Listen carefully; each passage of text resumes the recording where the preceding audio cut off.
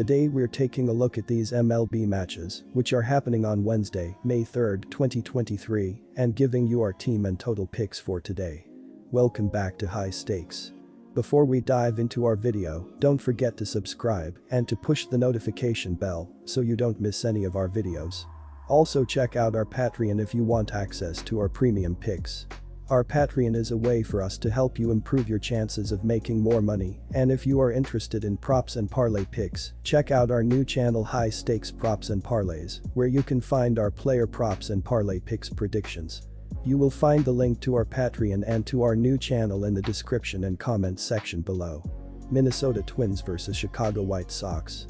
After a rocky start to the season, the Minnesota Twins have started winning games again and have seized control of the AL Central. Winners of 6 of their last 8 games, the Twins have improved to 17-12 as they look to finish above .500 and make the playoffs for the first time since the shortened COVID season in 2020. The Twins are middle of the pack in runs scored so far this season, with 134 runners having crossed home plate, good for 4.6 runs per game. During this 8-game stretch where they've been hot, their lineup has done more damage than usual, punishing opposing pitchers with 5.8 runs per game.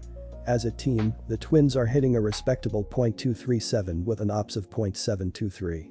Their lineup has been led by young star Byron Buxton, who leads the team in OPS and home runs. The Twins' strength this season, however, has been their pitching staff, who currently rank right towards the top of the league, third in the AL to be exact, in runs allowed with just 108 given up. This has allowed the Twins to post a very solid run differential of +26 on the year.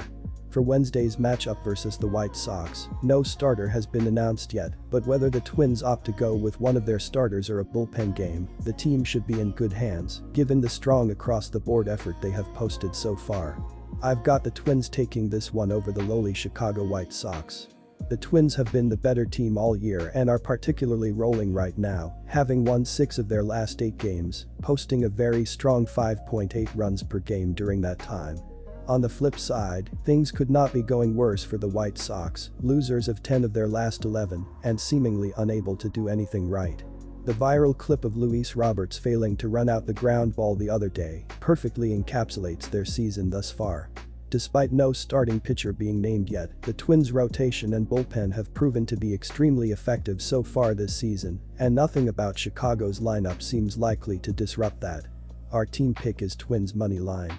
I'm taking the under in this one. Well, it's a bit tougher to say with no starting pitcher announced for the Twins. Their pitching has been what has carried them all season long, allowing the 3rd fewest runs in the American League, which should continue against this lackluster White Sox lineup. The White Sox have scored just 4 runs per game on the year, falling to an abysmal 2.5 per game over the 10 losses over their last 11-game stretch. Dylan Cease takes the mound for Chicago, and while he isn't posting the Cy Young caliber numbers so far in 2023 that he did last year, he has been effective enough thus far to limit the damage versus Minnesota and stop a scoring barrage. Our total pick is under. Cleveland Guardians vs New York Yankees. The Cleveland Guardians never field one of the most talented teams in the league, but year after year, they show up and punch way above their weight, and on the road in New York, they'll be looking to find their consistency and make a big statement. The New York Yankees came into the 2023 MLB season with incredibly high expectations, but due to injuries, this is a team that's struggling to field a consistent lineup, and if they are to reach their lofty goals, they will need to gut out some wins until they get healthy. In their past 55 games played at home against teams with a losing record, the Yankees have posted a 41-14 record, as well as being 62-26 in their past 88 games played against the AL Central. So this is a good opportunity for them to begin their climb from the basement of the AL East.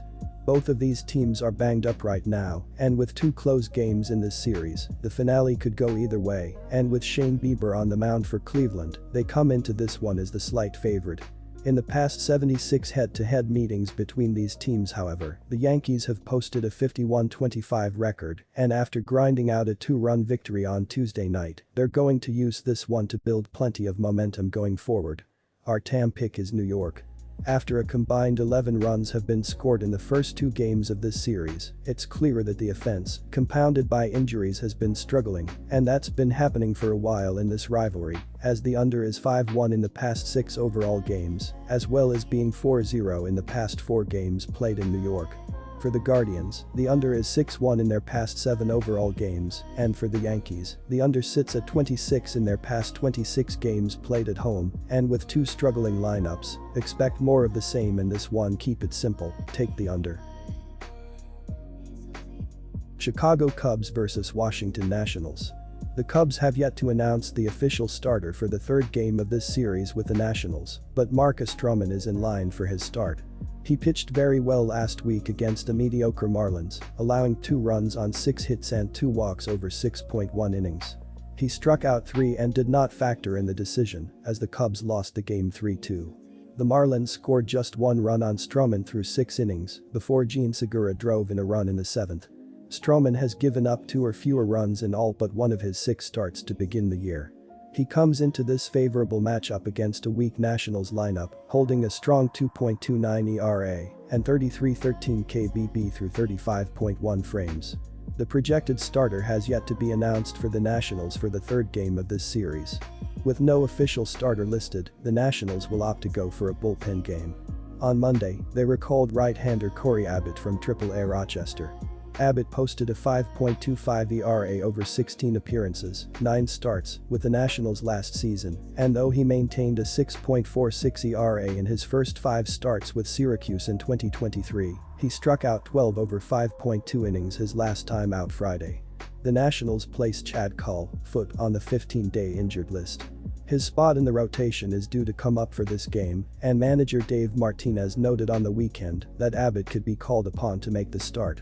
After he was indeed called up, expect Abbott to get the first pitch and only go about 2 innings, considering he saw some action Monday night.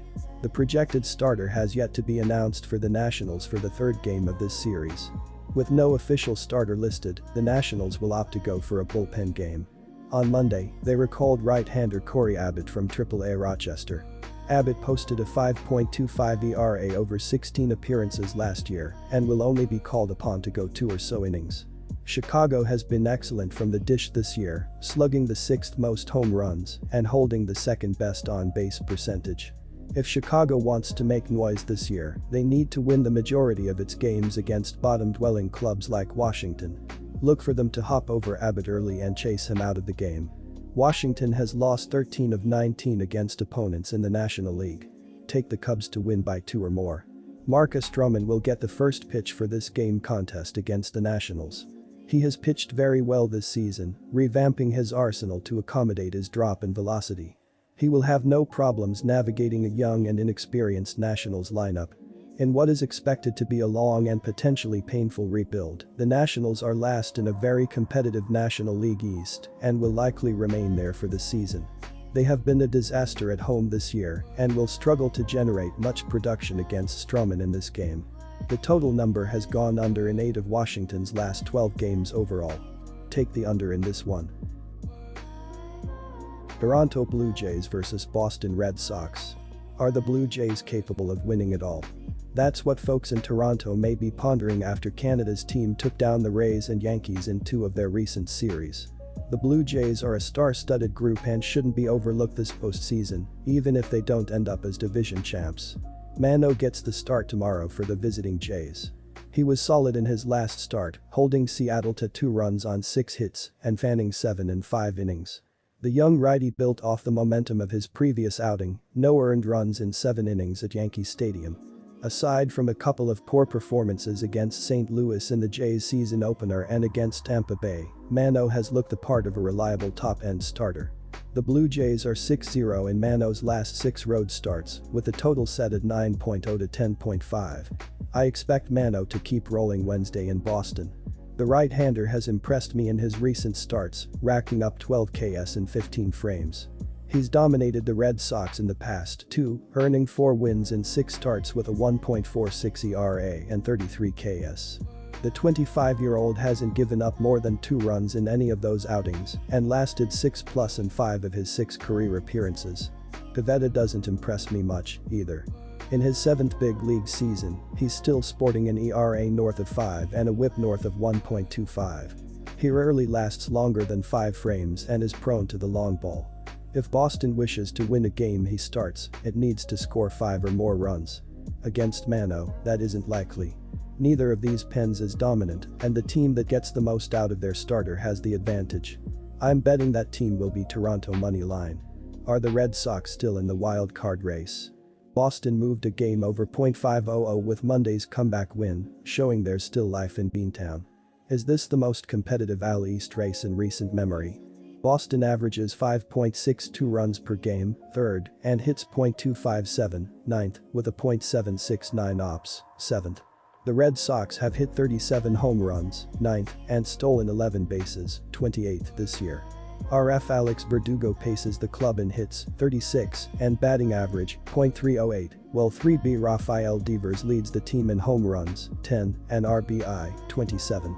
The pitching staff has a 4.99 ERA, 26th, and a 1.35 WHIP, 19th, with 5 quality starts. Our total pick is over.